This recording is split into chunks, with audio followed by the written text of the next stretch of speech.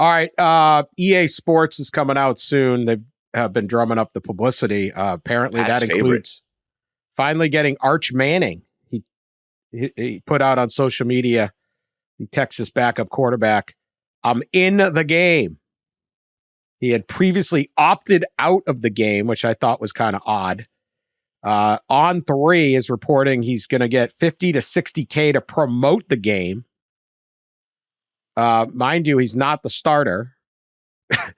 He also will receive $600 and a copy of the game. Got a freebie. Eli Manning participated in the promotion. I don't really okay, great. I actually think this was a little bit of a miss, but the Mannings don't miss much. But I thought Arch has done an incredible job just being a guy on the team. And it's a nice narrative, a nice brand to have.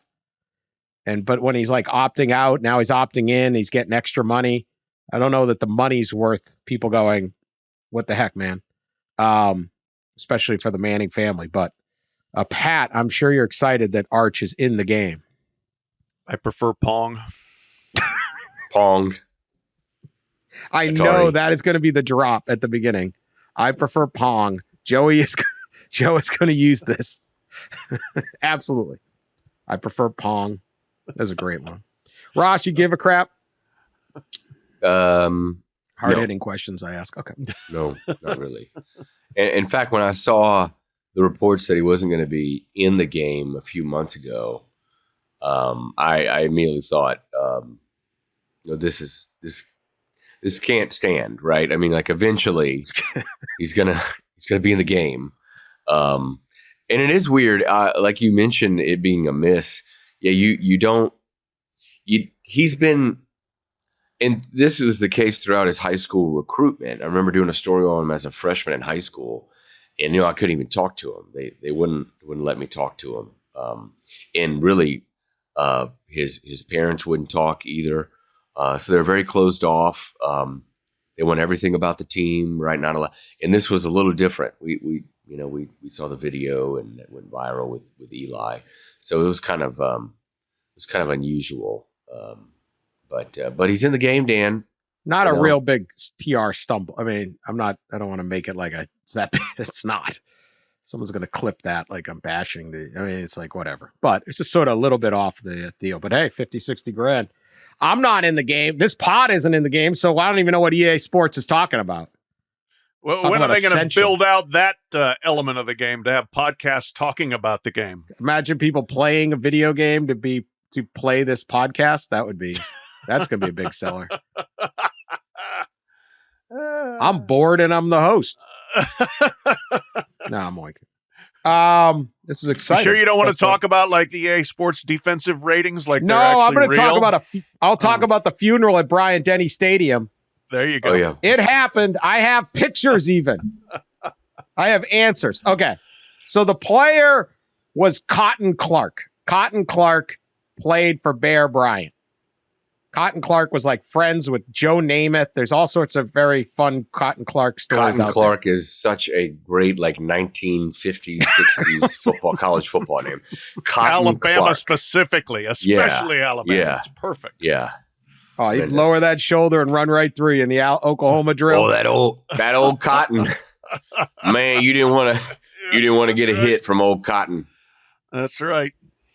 Taking that single wing around the end, and there he is, ready to blow it up. There's a story about Cotton. He was born in the little town of Kansas, Alabama. Of course. Awesome.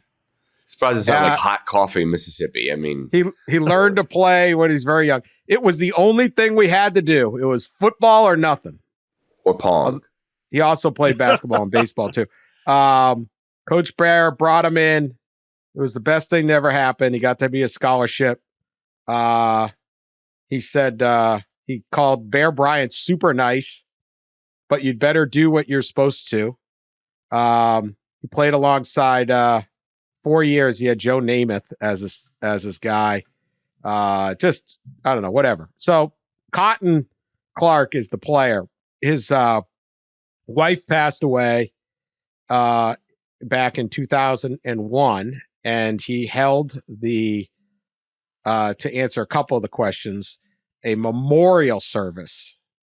It seems to be more of like a memorial service in the in a luxury box of Bryant-Denny Stadium, or some kind of lounge at Bryant-Denny Stadium. Appears to be in the end zone. Reverend Chris Jones was the pastor.